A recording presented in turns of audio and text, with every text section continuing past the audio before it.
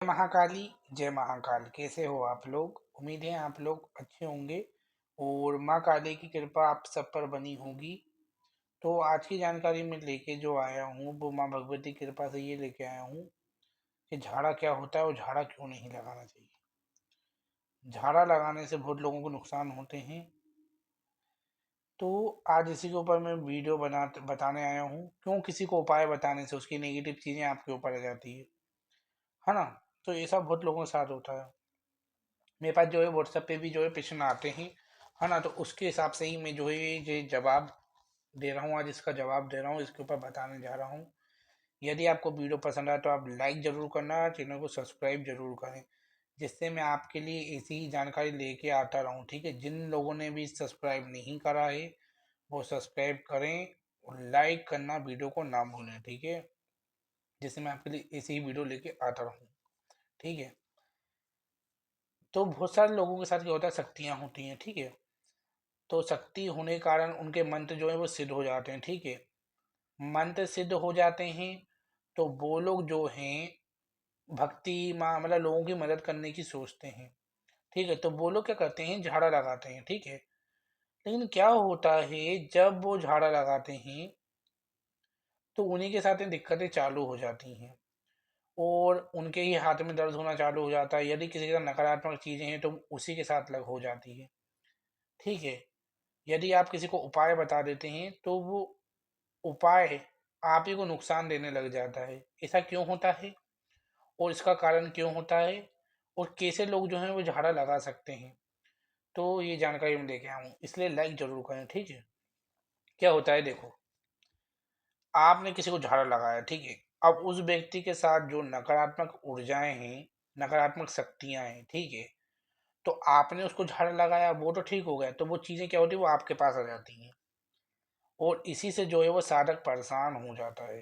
अगर कोई साधक है, यदि कोई माँ भगवती की पूजा या हनुमान जी की पूजा कर रहा है या किसी की भी कर रहा है, तो वो साधक वहीं से परेशान होना चालू हो जाता है। पहले ही कहते हैं जब तक आपके गुरु नहीं बोले या माँ भगवती का आदेश नहीं आए तो किसी को उपाय भी क्या, झाड़ा भी नहीं लगाना चाहिए, उपाय भी किसी को नहीं बताना चाहिए।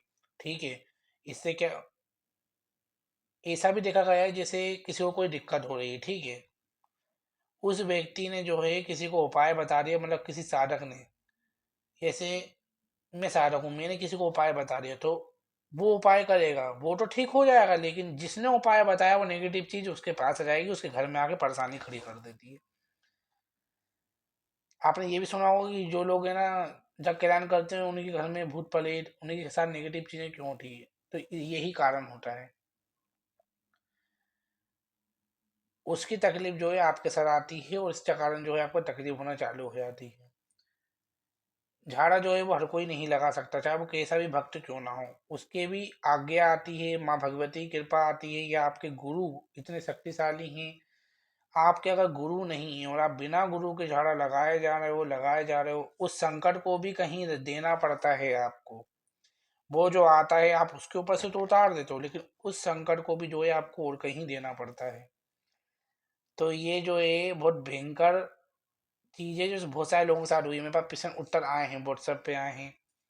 इसलिए कहते हैं कि झाड़ा कभी नहीं लगाना चाहिए यदि उसके साथ डाकनी या बिसासनी या उसके साथ कोई नेगेटिव चीज़ या टोटका क्रिया करी गई है, बंधन किया गया है और आप झाड़ा लगा लोगे तो उसको आराम मिला, आपको तकलीफ होना चालू। मतलब मैं, मेरे अनुभव रहे हैं, बचपन से मैं रहा हूँ इन चीज़ों में, तो मुझे पता है ये चीज़ें कैसे कार्य करती हैं। ठीक है, यदि आपके पास कोई आया, आपने उसको जो है देखा, है ना, आपको उसके ऊपर आपने कहा कि आपको क्या तकलीफ है, यदि उसके साथ तीन प्रेत हैं या दो भी हैं तो यदि आप उसको झाड़ा लगा देंगे तो वो चीज़ जो है आप ही को दिक्कत करेगी, आपका निजी जीवन में जो है आपको तकलीफें देंगी। यदि किसी किसी को शारीरिक बीमारी थी उसको आपने झाड़ लगा तो वो आपको शारीरिक बीमारी भी देगी। इसलिए कहते हैं कि झाड़ा नहीं लगाना।